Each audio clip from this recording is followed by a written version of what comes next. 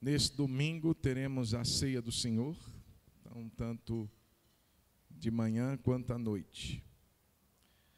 Primeiro domingo do mês. Glória a Jesus. 2 Coríntios 4, 1. Eu estou na Almeida atualizada, se for projetar aqui, Jaque.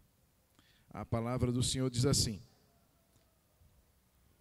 por isso, tendo este ministério, segundo a misericórdia que nos foi dada, não desanimamos. Quero ler o verso 2. Pelo contrário, rejeitamos as coisas ocultas que trazem vergonha. Só até aqui. Vamos ler juntos ali no telão?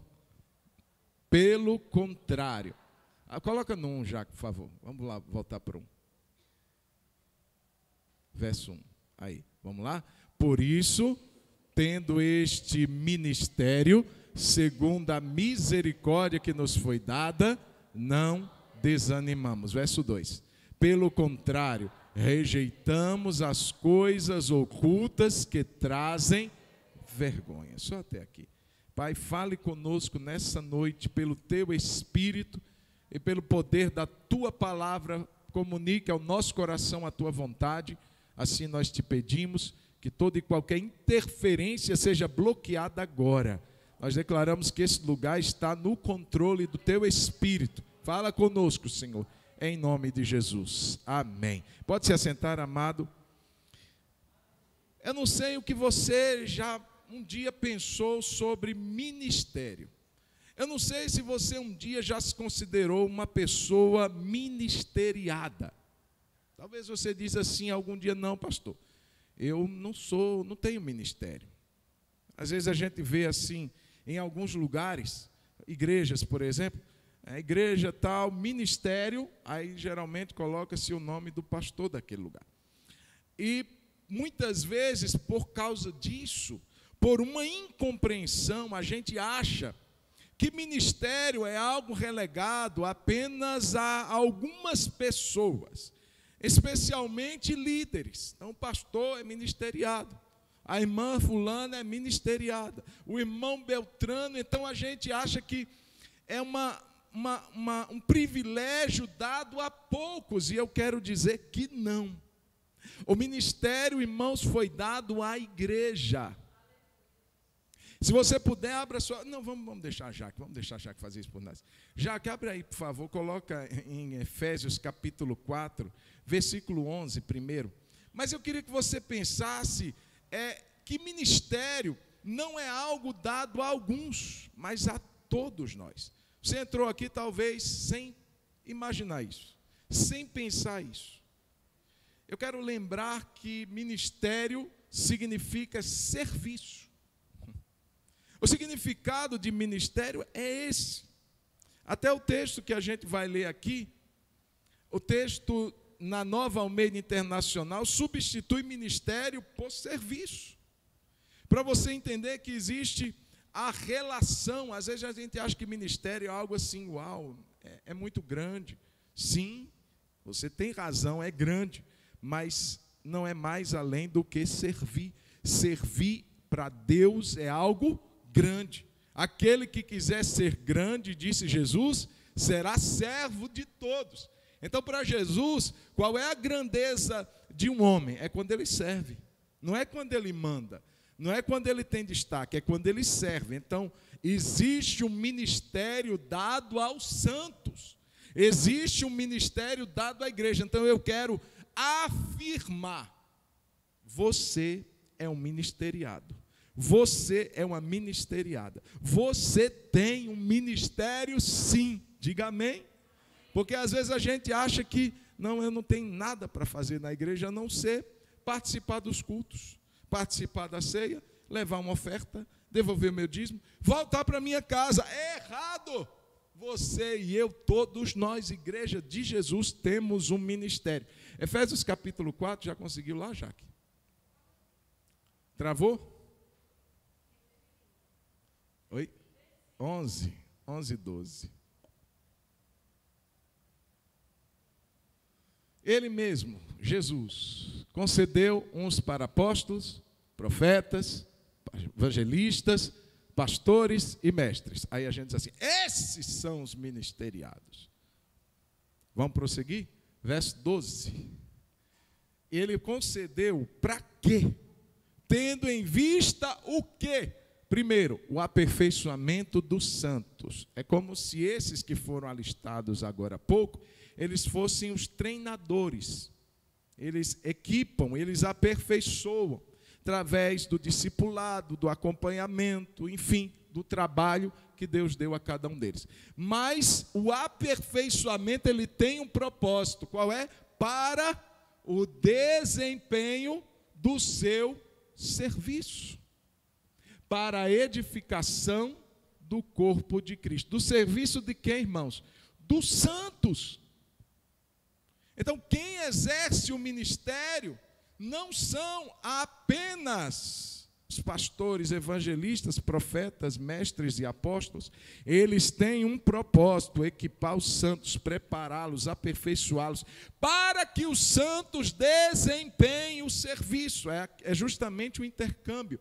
Se você tem aí na sua tradução Almeida a corrigida, talvez revista e atualizada, você vai encontrar a palavra ministério. Já na Nova Almeida vai encontrar essa daí, serviço, porque ministério é serviço. Diga comigo, ministério é serviço. Então, irmãos, todos nós temos um ministério. Jesus deixou para nós propósitos para a gente viver aqui na terra. A adoração a Deus, a comunhão com os irmãos, faz parte do propósito de Deus para nós, igreja. O serviço, o evangelismo, o discipulado são áreas que a igreja foi chamada para servir. Servir à cidade, servir ao bairro, servir às pessoas. A igreja tem esse ministério de fazer isso.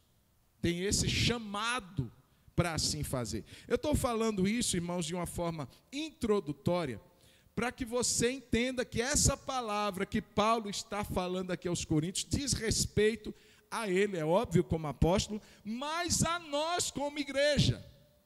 E existem algumas verdades, e eu quero alistar apenas 3, porque o nosso tempo também não permite a gente se alongar.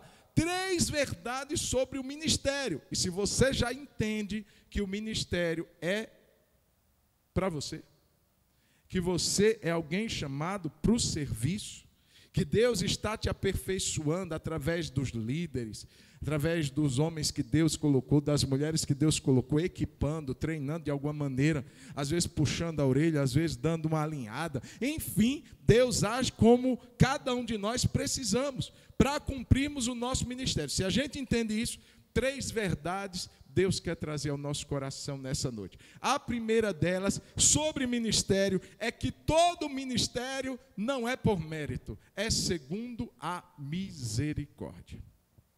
O texto que acabamos de ler, em 2 Coríntios, capítulo 4, ele diz, porque tendo este ministério, segundo a misericórdia que nos foi dada. O ministério não é porque a gente merece, não é porque a gente se graduou, eu fiz teologia, pastor, então eu sou ministeriado. Não é por isso.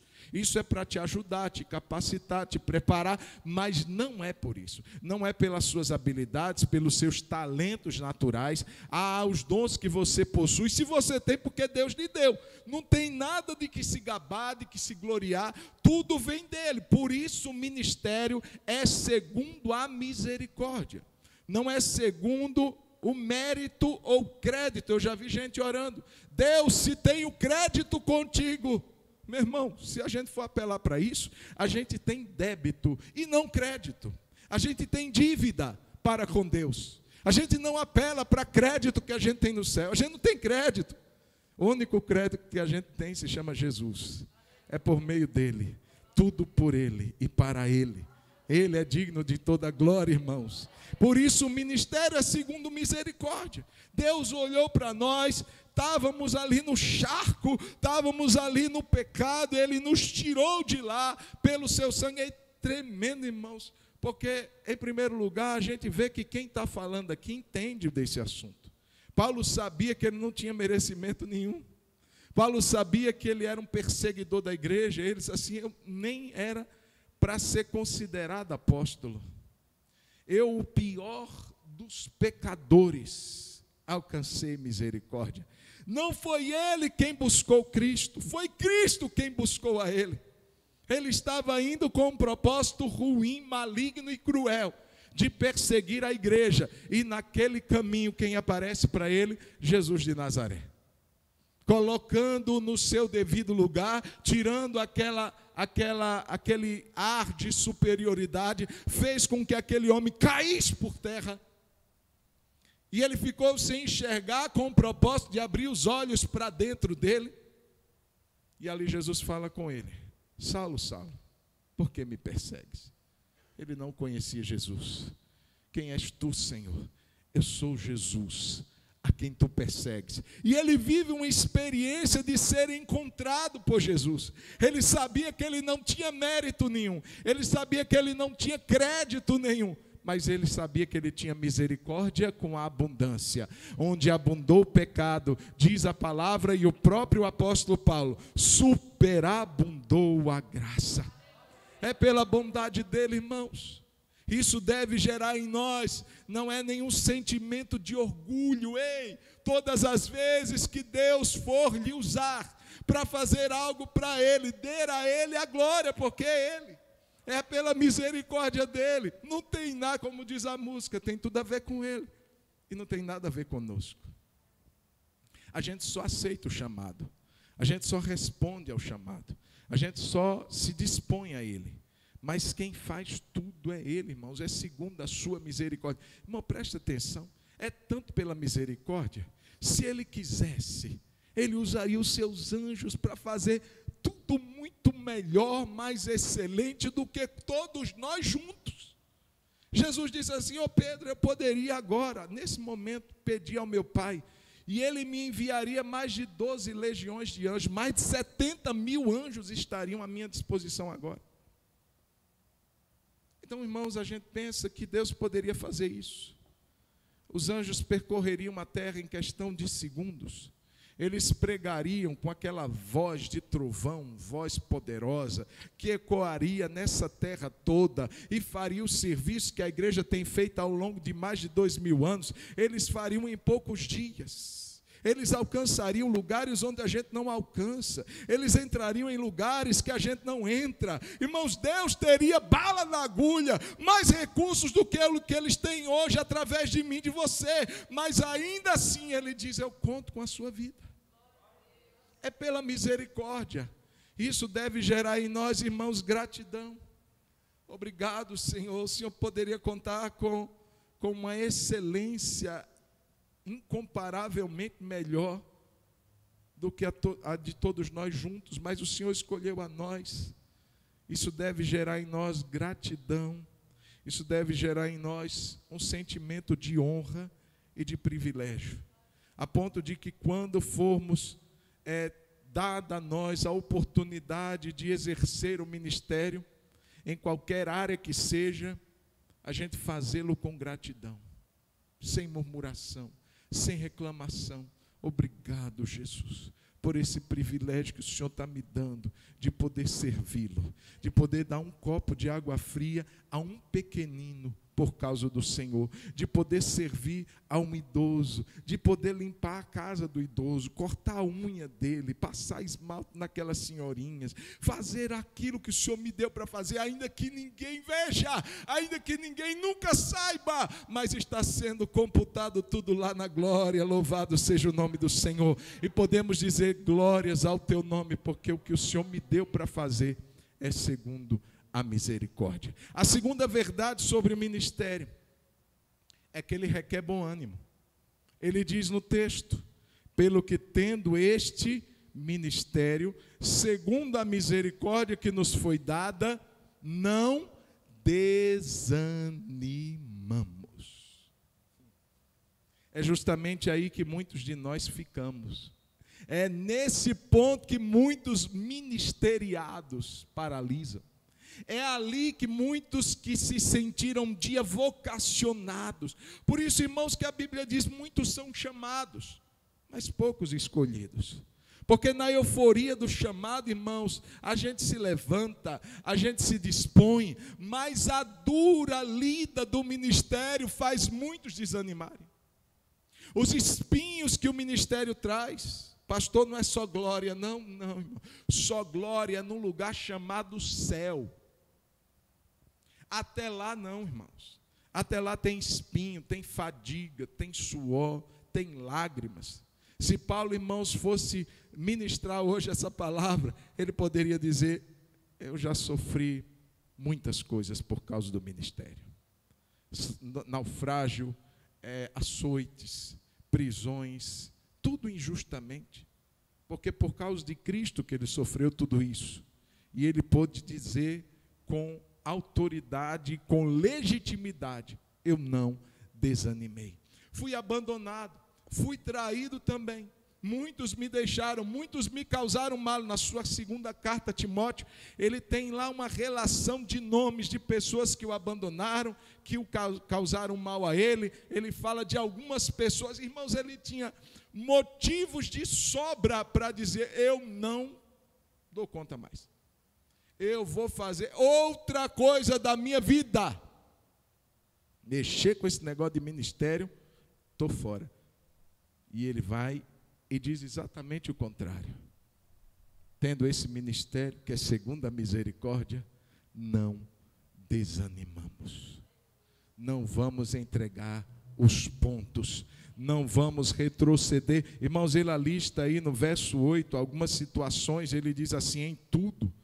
Eu estou no capítulo 4 ainda, de 2 aos Coríntios. Ele diz no verso 8, em tudo somos atribulados. Porém, não angustiados.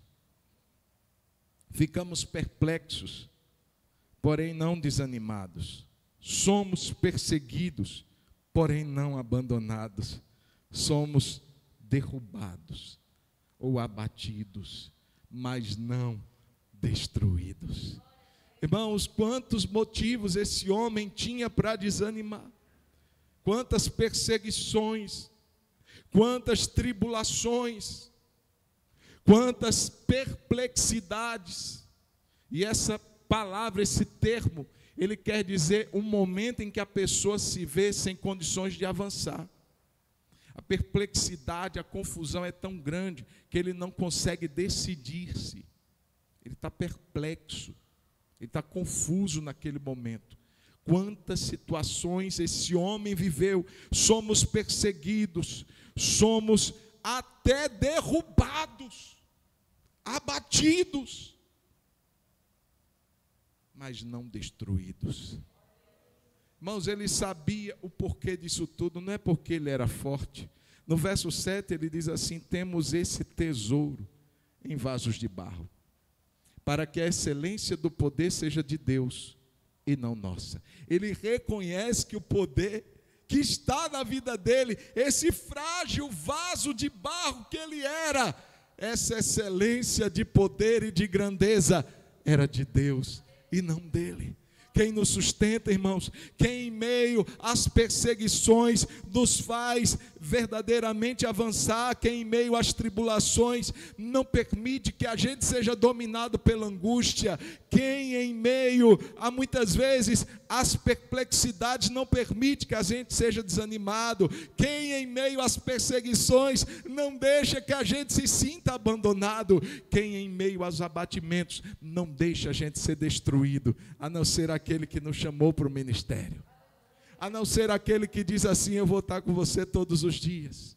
Veja que antes de Jesus dar essa promessa, ele diz assim, ide por todo o mundo, cumpra o seu ministério, pregue o evangelho a toda criatura, proclame, batize, discipule, e aí ele diz logo após, e eis que eu estarei com você todos os dias, até a consumação dos séculos.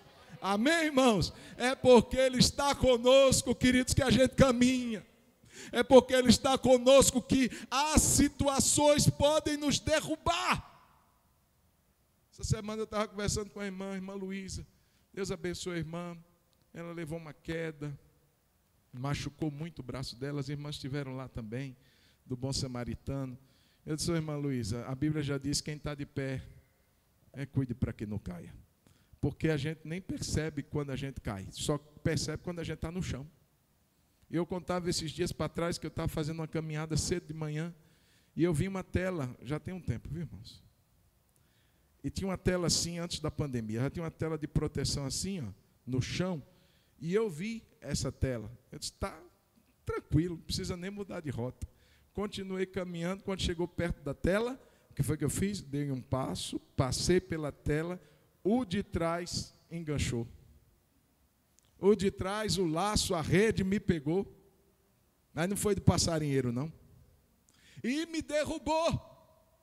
E eu fui com a boca no chão, irmão. E eu comi terra.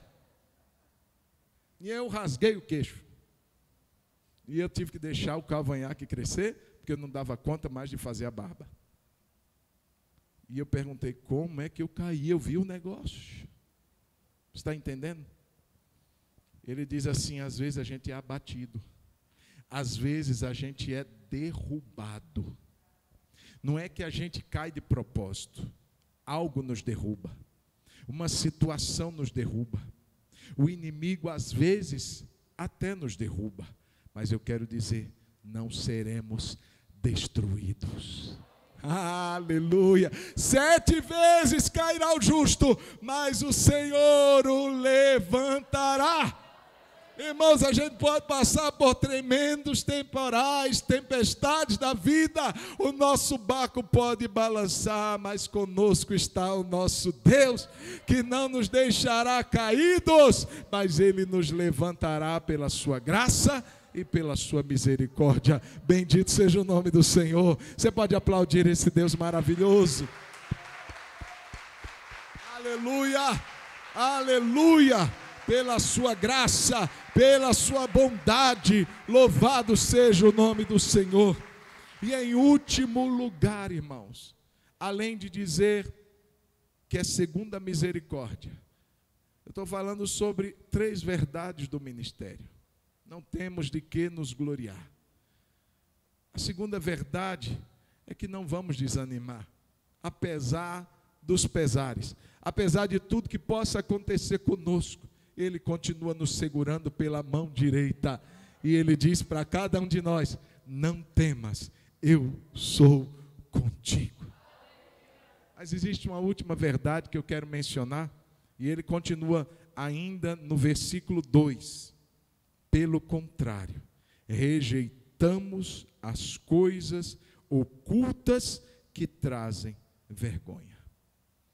Uma terceira e última verdade sobre o ministério é que toda prática errada, porque, irmãos, prática oculta ou prática que se oculta é algo que está trazendo vergonha. Se eu tenho que esconder algo, é porque aquilo está, de alguma maneira, me envergonhando. Aquilo que a Bíblia diz que é trevas, que é escuridão, que é escondido, que é oculto, é algo que está distante da natureza do Deus a quem nós representamos.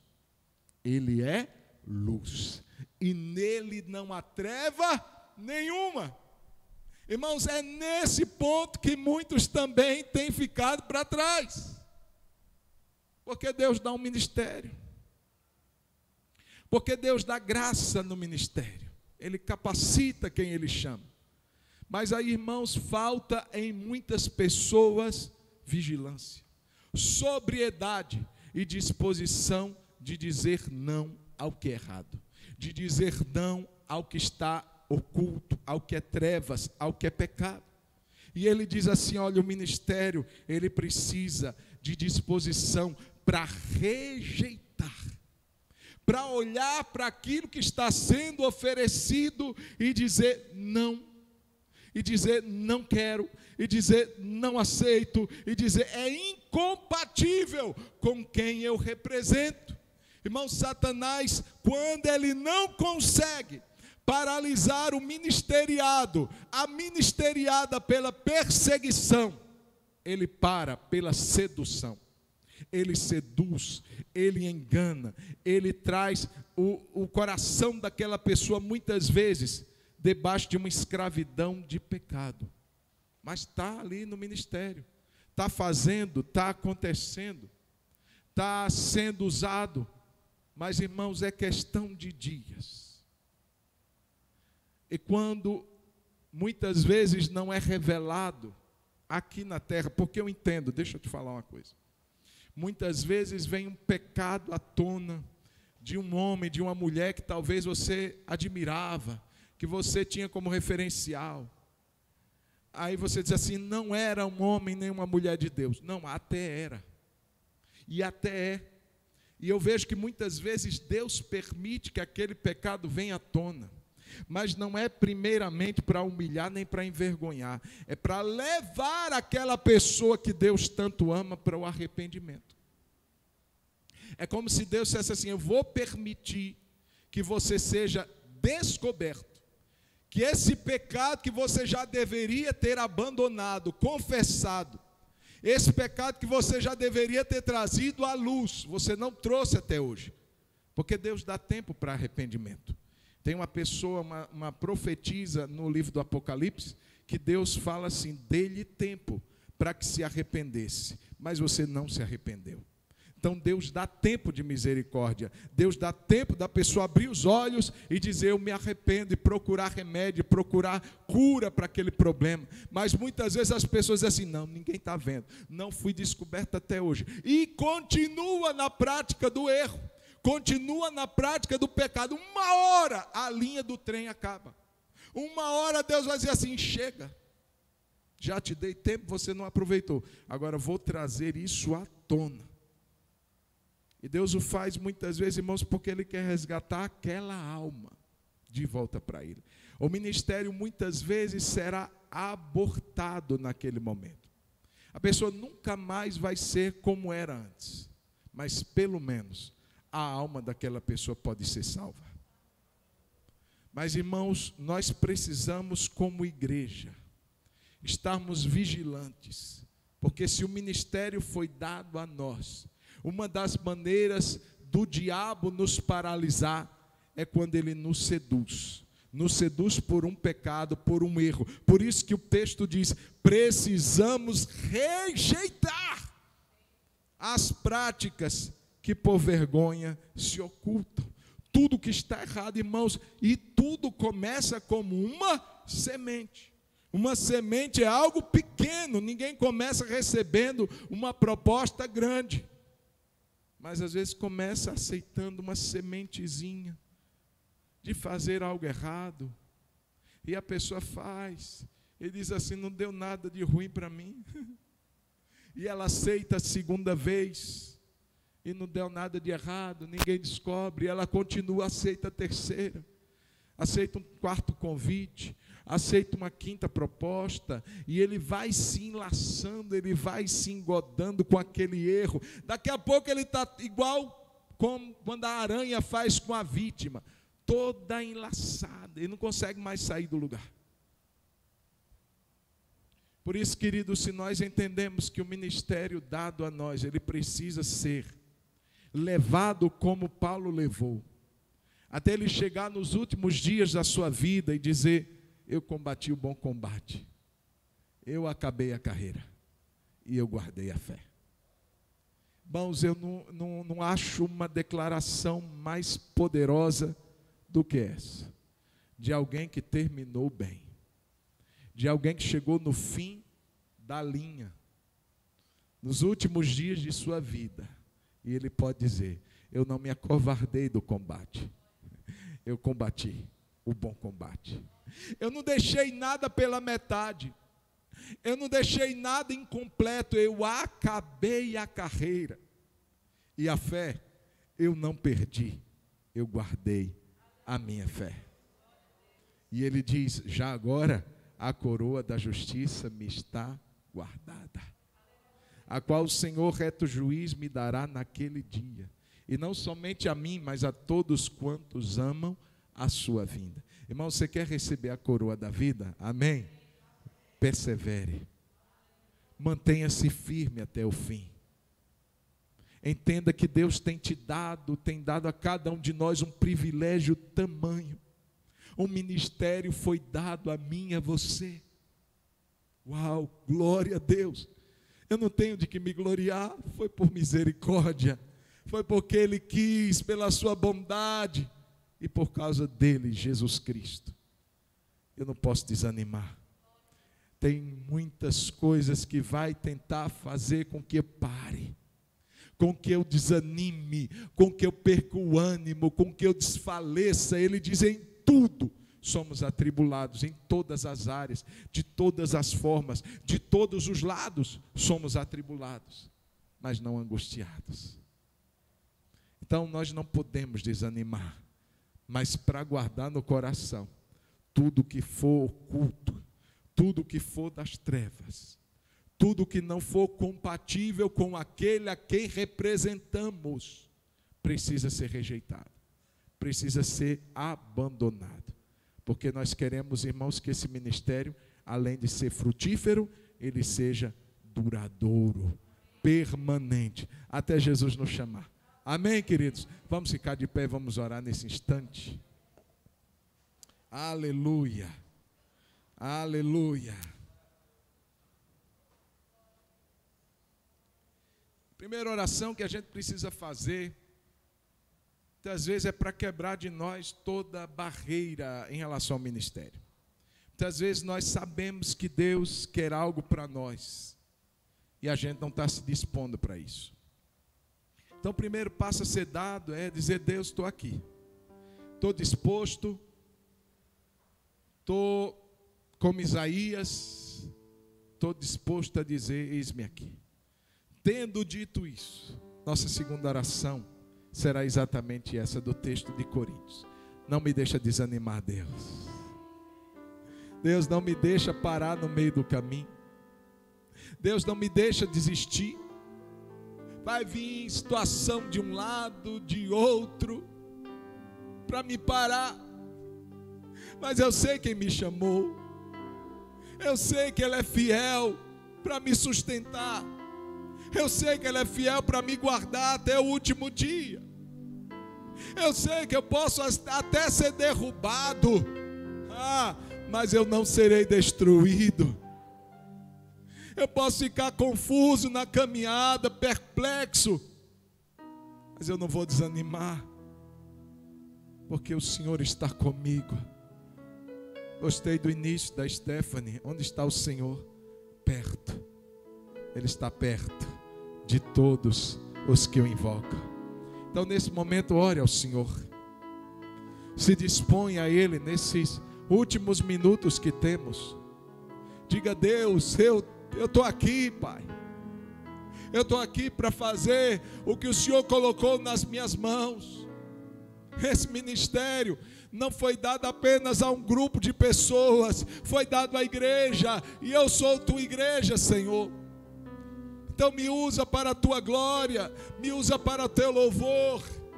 Senhor, me levanta, me sinto fraco, me sinto abatido. Então nessa noite, Deus, me levanta, me ergue. Não me deixa, Senhor, ficar focado em problema, focado nas decepções, focado nas angústias. Oh, eu tenho um alvo, eu tenho um alvo. É Ele, Jesus, olhando firmemente para o alvo. Jesus Cristo, olhe para Ele.